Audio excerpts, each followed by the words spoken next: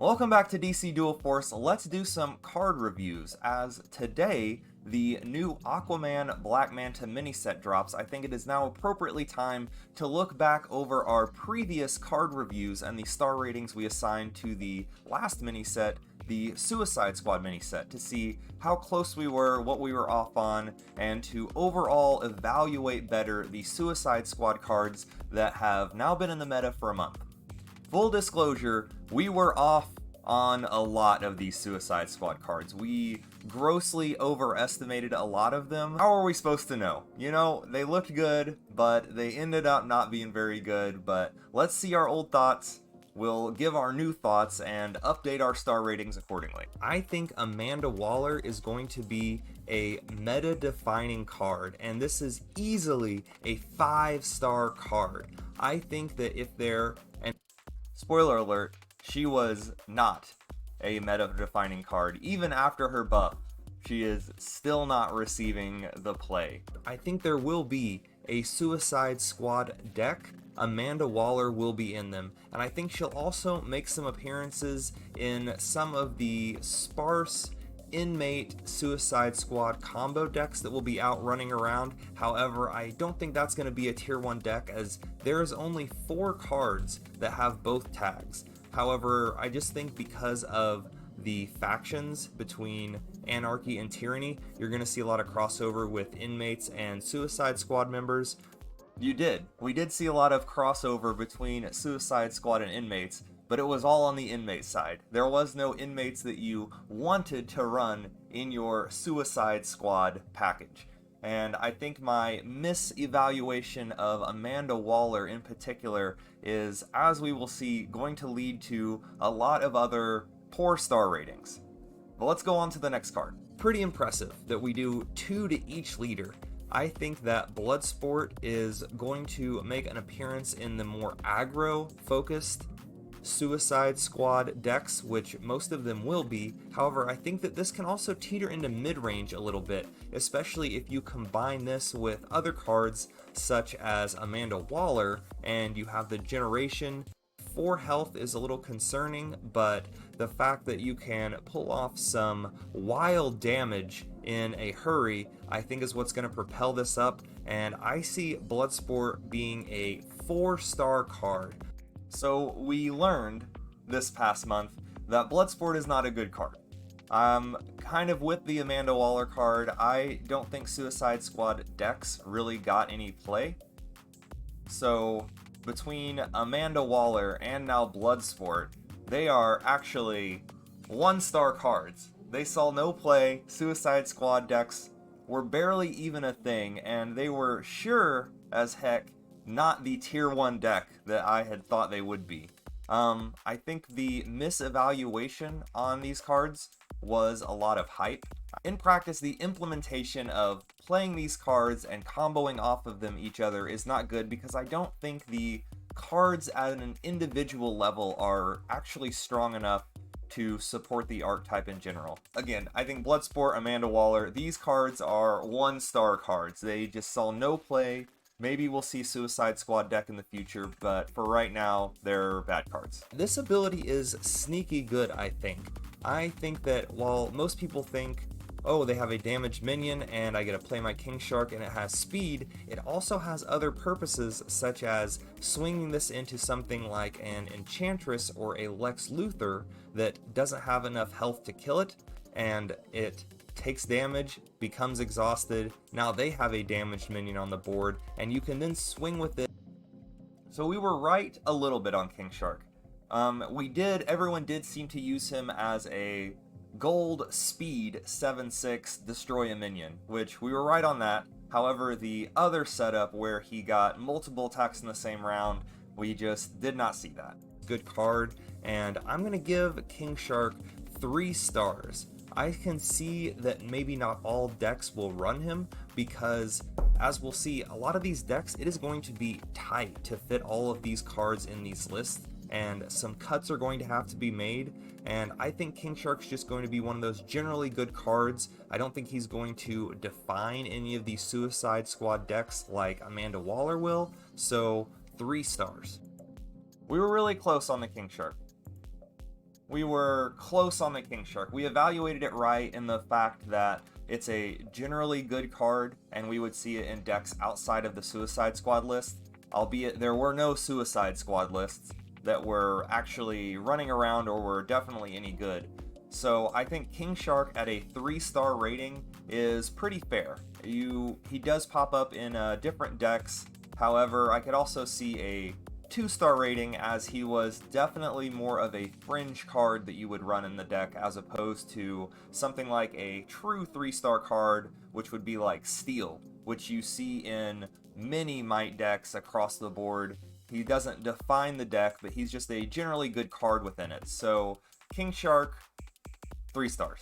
Rick Flag has a lot of potential. Even though he is the only tactics-based card, there is one deck a lot of unrealized potential, if we're going to be honest.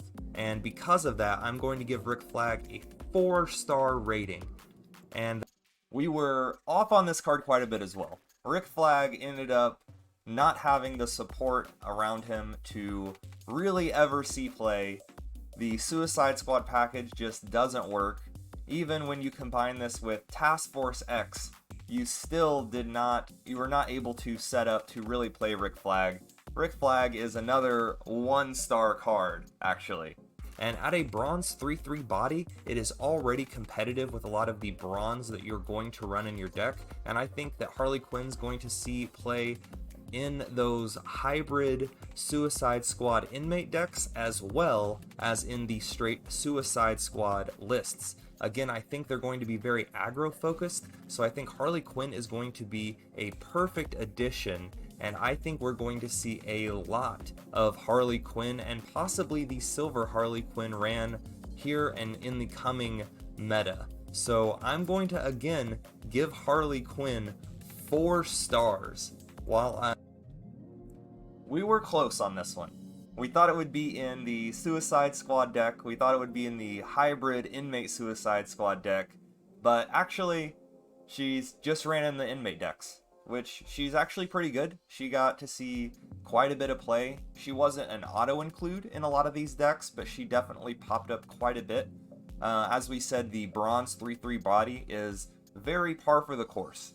So I think that Harley Quinn's rating actually should be 3 stars. I think the 4 was a little too generous. We were a little too overzealous. But she's a solid card, 3 stars. Pretty good it seems, however, the 4 health is quite a bit of a liability. Yes, you may be able to clear something, a 2/3, a 3/3, but the second attack, he's definitely going to die by the second attack if he doesn't by the first one. And with Chaotic, you can't really plan where he's going to go. I think Killer Croc is probably the weakest card that they are going to print. I can see this having a lot of experimentation in the beginning, but even with the Batman Who Laughs minion, I don't know if it's going to be enough to push it over the edge. I'm actually going to give Killer Croc a 2-star rating. I think it's going to make it in some of the fringe Batman Who Laughs decks, but I don't think that it quite makes the cut for the Suicide Squad and Inmate decks, even though we were spot on with Killer Croc, I think. I would even dare to say Killer Croc is only a 1-star card, as even with the bug that it experienced, it was not ran. This card was not very good. We saw it for experimentation. We could see it in the Batman Who Laughs deck, which wasn't a deck that was not ran. Killer Croc saw no play, 1 star. And I have said it before, any card that is free is good and will see play. And this card is going to absolutely be in every single Suicide Squad deck. As all of the Suicide Squad decks that did not exist, this also saw play in. You want to trigger your Killer Croc to attack a second time. So I think Cranial Explosion is an excellent card, and I think it is going to be ran in every Suicide Squad deck. You're going to see it right there with Amanda Waller to activate all your things. 5 stars. Even after the buff of Cranial Explosion, it is still not ran, and the buff makes it significantly better. This is a 1-star card. Just like a lot of the other Suicide Squad package, this just did not see play. The Suicide Squad package was not strong enough. This card is hard to gauge. If we look at it in the sense of the other cards that buff all the things in your deck, those see some fringe play. They're not the mainstays. A Better Tomorrow doesn't always see play, while Might is a weaker class. I don't think Task Force X is going to be consistent enough to be ran in a lot of the decks. This is a horrible top deck in the gold turns, and for that reason, 2 stars. We were really close on this one. We started to open our eyes to how the Suicide Squad decks might not be very good. This is again a 1-star card. I've never had this played against me and thought, oh no, we're in danger. It's rarely played against me. I think I've seen it in the wild maybe just a handful of times. There's just too much setup involved. You're wasting your bronze turn, which you don't want to do when you're trying to run a deck that wants to flood the board and kill off its own Suicide Squad members. This is, again, another bad card that does not see play. 1 star.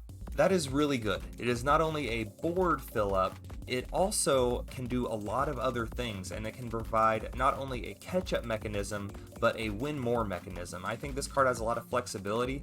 You can imagine playing this, getting a free Bluebird, which gets you a gadget, getting a Detective Chimp, which draws you a card. If you're playing Anarchy, you get this, and you get a free Two-Face, which is either destroy a minion or draw a card. And there's just so many really good deploy abilities that people run on their bronze minions that I think Starro is going to be a very good top end for any Tyranny deck. We were spot on Starro. We pegged Starro perfectly. He's ran in most Tyranny decks. He is great with the extra deploy abilities of all the great bronze recruits running around, but very comparable to Lex Luthor, as Lex Luthor is also a 2/10 and just draws you a card for the most part, because you will probably be attacking with him every round after that. So you could argue that Starro is better than Lex, but Lex is not ran in every Anarchy deck, and for that reason, I think Starro is only going to be 3 stars. We were so close on Starro. We were right about how strong it is. We were right that it pushed Luthor out of his spot even further, and we knew we could see the future on Starro, and we gave it a 3-star rating, which I think in reality this is a 4-star card. This is ran in almost every Control Tyranny list. It is ran in some Tyranny lists that are not super Control. Starro is a fantastic card. I would almost hedge on giving it a 5-star rating. It's seen a lot of play. Everyone liked to run this card. You were always happy to Friends in High Places out Starro to get it to be a bigger body. We got a little gun shy here. This card is definitely better than we thought it was. And I think Zod is not only good because he is another Tyranny leader, which gives Tyranny more options, and it also gives Tyranny more options in the aggro department. Now you no longer have to run Poison Ivy and get your 3/3. You can take an active role in hitting your opponent in the face with General Zod. And with 7 attack and invincible, he can clear things like Superman does.